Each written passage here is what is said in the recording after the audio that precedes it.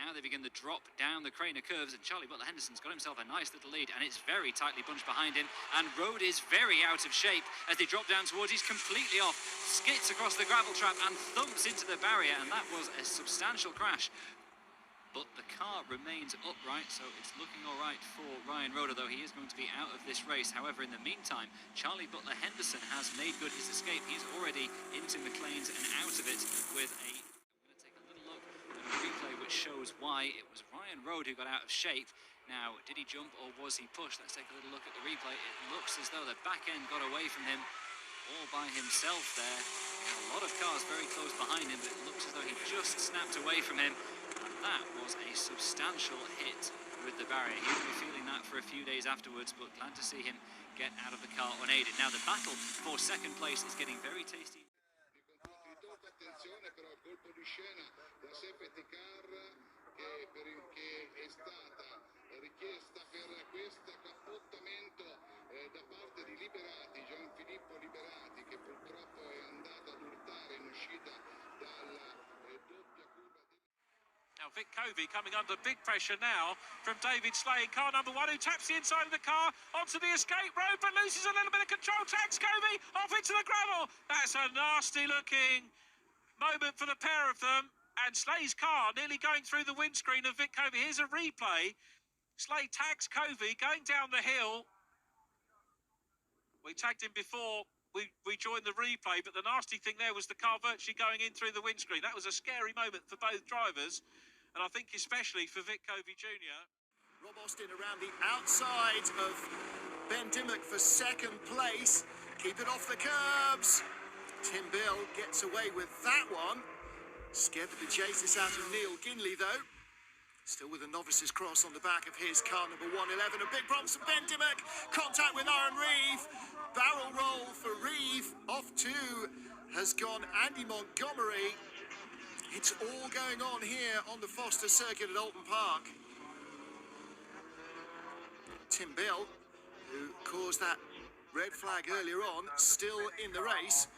Behind Neil Ginley, Ben Dimmock going very slowly indeed. Let's take a look at that incident again. He was trying to battle Rob Austin for second behind Chloe Hewitt.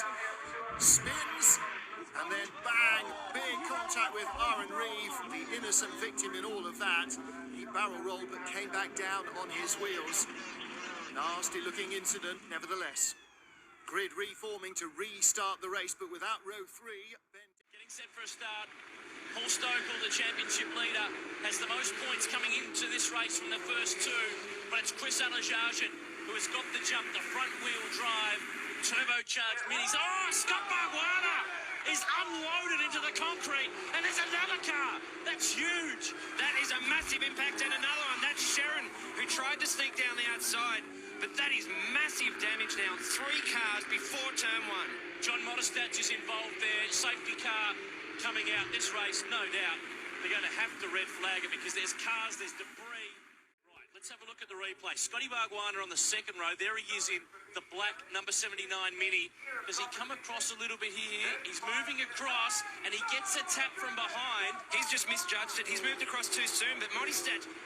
That was a separate one. That was separate. Totally separate. And Sharon, innocent bystander. Now, that black car is Jeff Emery, the Fujitsu V8 supercar racer. Barguana's not clear, so he gets turned around.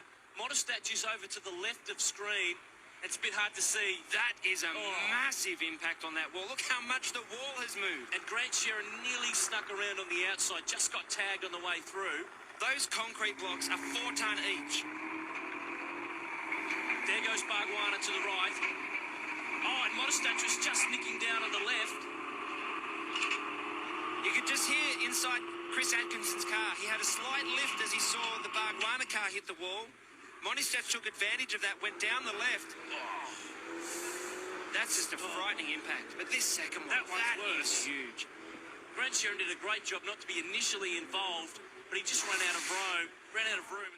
Vedete con Silvestrini che in questo momento è costretto ad accodarsi e dietro sono sfilati stavo dicendo ordinatamente contatto contattone con 3 vetture Prevedo che safety sono car, rimaste coinvolte. Stefano Gabellini dice prevedo safety car.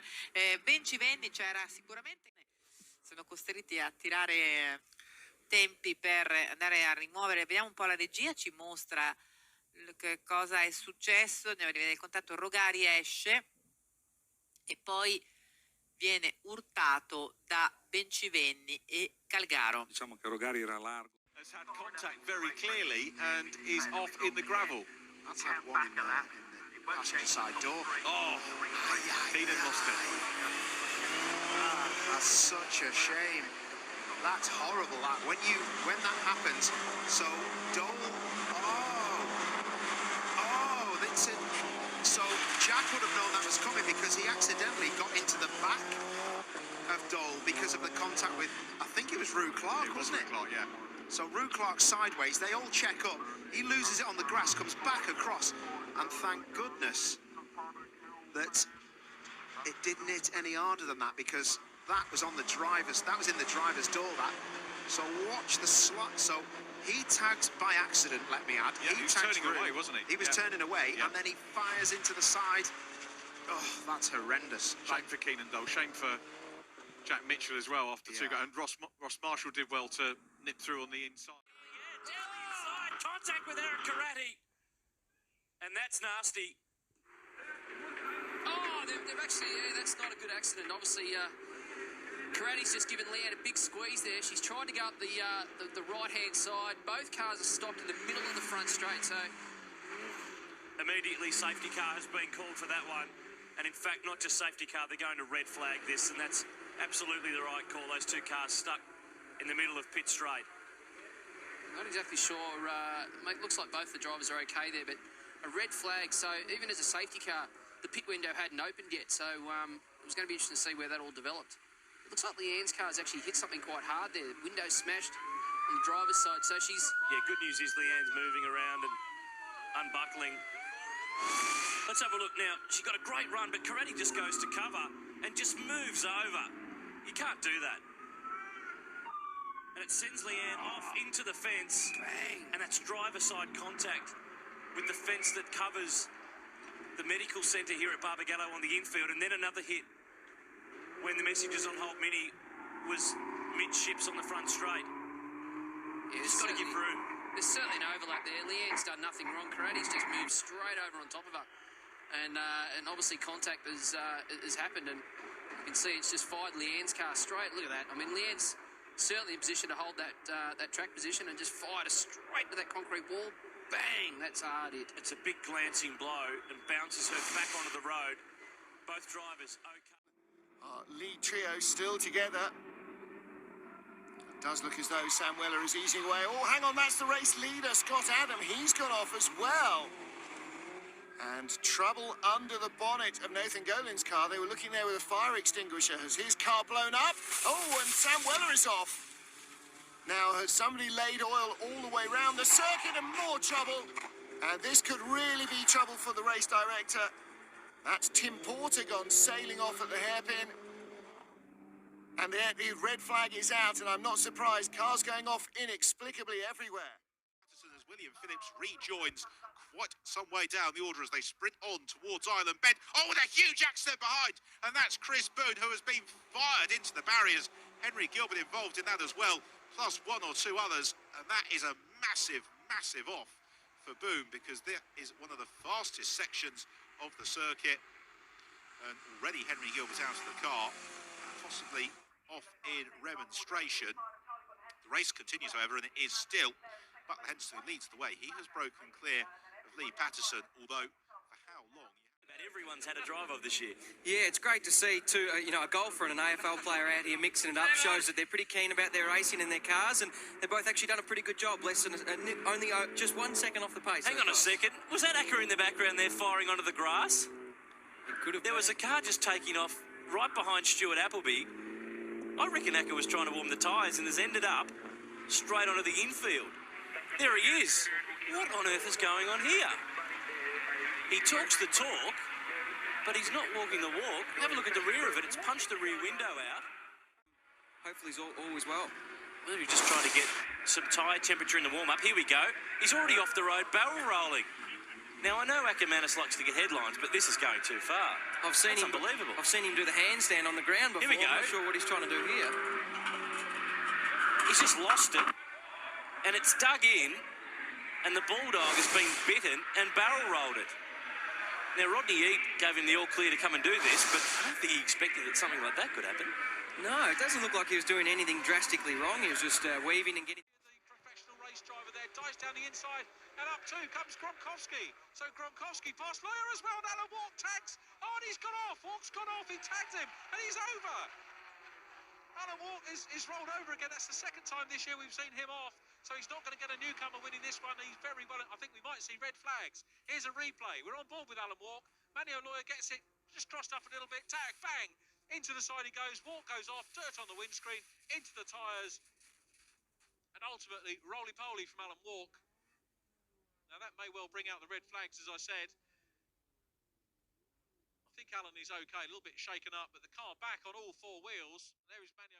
For the first race, Ben Dimmock on pole at Oulton Park, setting off ahead of Aaron Reeve and Rob Austin. Reeve gets in a massive tank slapper out of the first turn.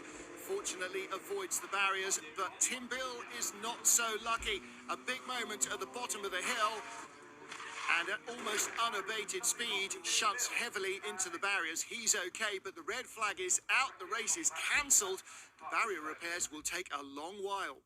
The result is declared with Ben Dimmock the winner. He'll start fifth on the reverse grid for the second encounter. Neil Ginley on pole position. Semaforo è rosso, si spegne e parte in questo momento la gara con Sebasti Scalera che con uno scatto felino cerca di portare la sua Mini Cooper essere al comando e ce la fa in seconda posizione. Potrebbe essere Ivan Tramontozzi, poi c'è subito un contatto e una botta pesantissima contro le barriere. Potrebbe essere Lando, ma velocissimo in condizioni di agilità. Guardate da questa immagine la nostra regia guidata da Mauro Valentinuzzi, il contatto è stato pesantissimo. Guardate che botta ha preso Lando, davvero incredibile, Carlo. Impressionante, devo dire che non mi piace mai vedere questi tipi di incidenti, non si capisce lo spostamento dell'auto di Mini Roma.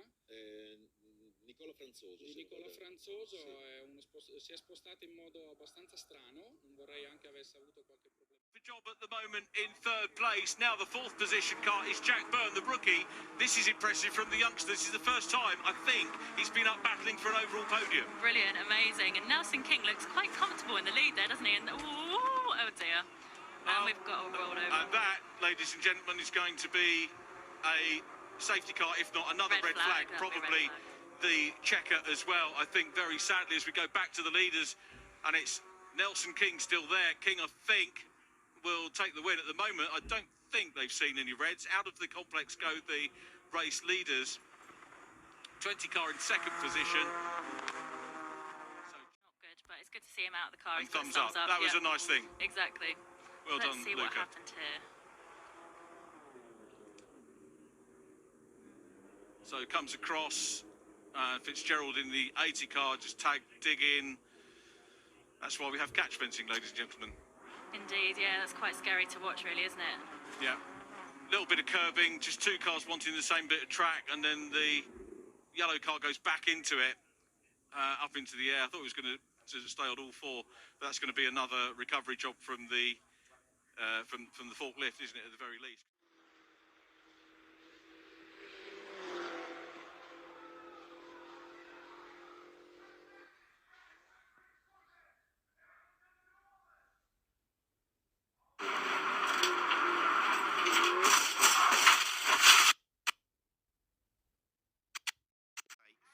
Through Hizzy's the run uphill follows Bladen, defends from Page. Max Bladen, oh, he's just has hesitation there. Page makes contact with Bladen, who fires off the road and into the Armco barriers, clatters into the wall.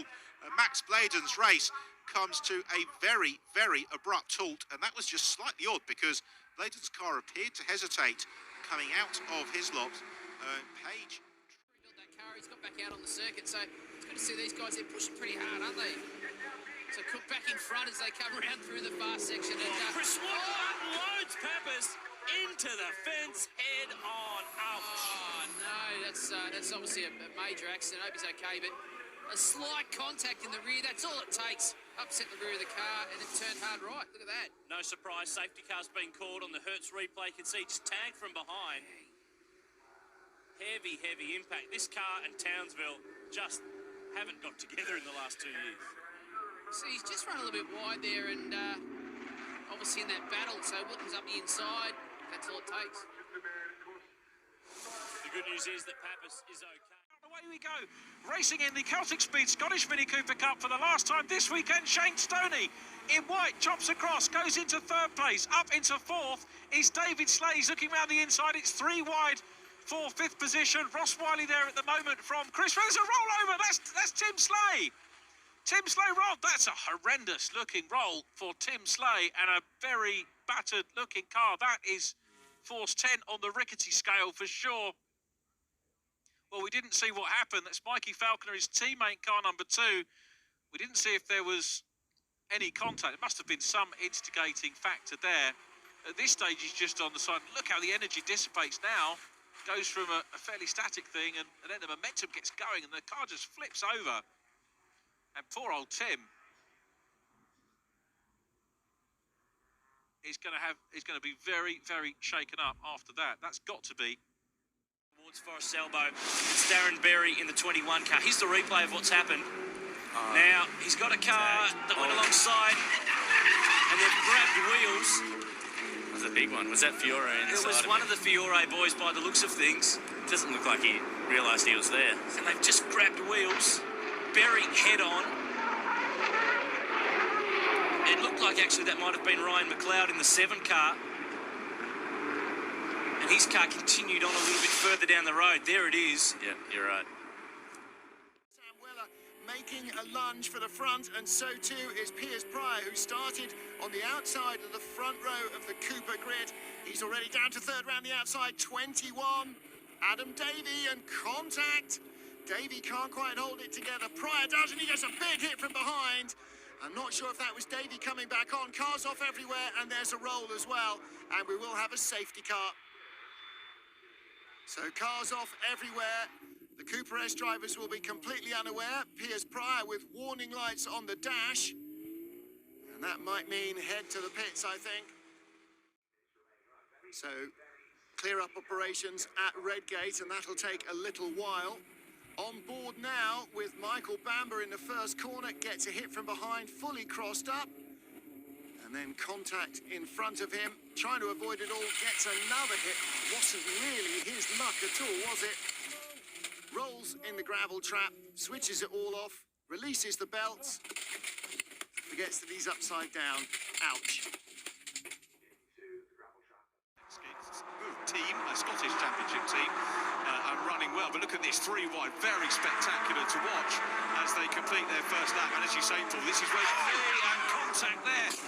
Off goes the 98 car into the barrier. That is Jonathan Sargent, another relative newcomer to the championship. I'll tell you what, the race officials aren't going to mess about here in this one. That could very well be. It's not a safety car, it's a red flag. Johnny Sargent coming through in the blue car, just gets he tags Nathan Edwards. That is horrific. That is horrendous. I cannot get my breath, the impact of that, and he's walked to the stretcher. But there he is. I mean, count your lucky stars today, mate, because that is a horrific impact. And Nathan Edwards, unfortunately, was involved in it. It looked like there was a bit of side-to-side contact with somebody I couldn't see, Richard. I'm not too sure if it was a yellow car. So they're in the pack there. They're coming out of Goodwood, flat to the boards. Johnny Sargent in the blue car, the lighter blue car, in the middle of the pack, gets turned around. There's a car in the middle there. It was that fluorescent car there. I mean, wow. I don't think it was Nicky Taylor because he was further back. He was further forward than that. It's the yellow and black car, but the safety equipment, obviously Il semaforo che si accende, via partiti per l'ultima gara della stagione, il Mini Challenge in diretta da molto bene Ivan Tramontozzi, che è entrato subito in cima. Si tocca. Mamma mia! Un contatto con veramente Bruttissimo, bruttissimo contatto. Proprio lanciati alla partenza, due vetture che sono entrate in contatto parte subito. Vediamo un po' che cosa è successo. Allora, sì, il 31 Quindi Bencivenni con Gagliardini. si aggancia fondamentalmente con Gagliardini, si toccano i due, ma sembra un normalissimo contatto di gara, ma Vediamo da questa praticamente si toccano, fa perno e lo spinge fuori. Vola Gagliardini. Di fatto c'è un piccolo contatto tra Gagliardini e Bencivenni. Looking at the battle for lead position in front. Andrew Winchester in second place. Up to Carlin they go. Back markers looming as well. Dryden's got to not only look at his mirrors and deal with second. And off! There's an off there! Oh dear, oh dear, oh dear. That's Jordan Gurkowski in 22. Jordan Gurkowski's gone off. Not a healthy place to be. Marshall's very quickly on the scene. But the battle for the lead continues whilst Gurkowski... This type of car and a momentum-based driving style like you see in a Mini doesn't necessarily work in a V8 supercar. So certainly Peter's found something that really agrees with what he's driving. Down into turn 6, this is the final corner. Harley runs wide, that car goes straight ahead, and it did not slow down, bounces off the tyre barrier, and up and over it goes. Red flag, this race will be stopped. Let's have a look again. And this was a strange one. It was very strange to just see a little bit of a wiggle on the car as it went to turn in, but there's no slowing down of that car. I would imagine there's some sort of ABS brake failure or something failed us there because that car did not wash off any speed before it hit that tyre barrier. Let's have a look again from on board with McNiven. Brakes go on. Car doesn't slow down. Sarah realises quickly it's not stopping. Avoids the car in front. That was a good job. And then she's a passenger. The tyre... Third in the championship coming into this race. And a quick chat with him this morning. Seems all fairly happy with the way things are going at the moment. Third in the championship. That is a potential safety car. We've got a big group of cars. The Interclens car of Nathan Edwards in the mix, I think, has come through. The number 4 car of Mike Paul involved there as well, and he's stuck. And a safety car might be a good idea. Is he going to move? Morgan Root stuck as well on the pit lane. He's trying to inch the car forward to get it moved.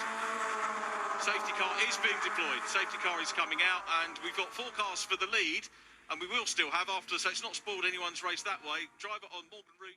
Such a terrific job. Here's the race, if we could decipher what happened. So it all kicks off seemingly with this group at the chicane, a few sideways moments here. I think it's in front of that, isn't it? We missed it. It was, but that group before were just involved, weren't they, in shenanigans at the chicane? Yeah, indeed. That's not good. Is it good? So we get the other angle from here. So it's a bit of a turnaround. It looks like Nathan Edwards in the white and blue car got turned into that. Morgan Root was the innocent party in all of that, wasn't he? He was, He's just yeah. been caught up in all of that, which is really unfortunate for him. That's a big, big shame. Getting thumbs up from the officials down there on the start line. Yeah, Morgan was.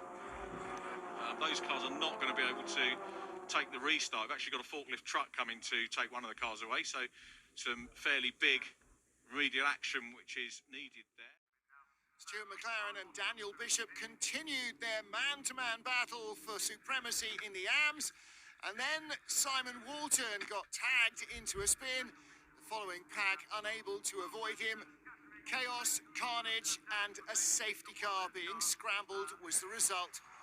The safety car then briefly held the field before the red flags were shown and the race was called to a halt. Marco Cencetti, anche loro in bagarre per le posizioni di testa. Per Cencetti la gara è terminata nella sabbia della prima curva del Mugello, mentre per l'esperto Rangoni sono arrivati 25 secondi di penalità che l'hanno relegato. Reed's got the better of him as well. Then it's David Slade coming under pressure of Kenny McLeod, who looks on the inside, and look behind there. Off goes 23. 23's off, that's James Bruce, and bang, into him as well goes the number 10 car, who's off the circuit. That's Murray Muir. Now that's not a great place to be, very heavily on the braking zone, down into the hairpin. So James Bruce and Murray Muir out of the race as we look at Tim Slay, who's got past the... As the lead cars headed onto the final lap, the race changed in an instant.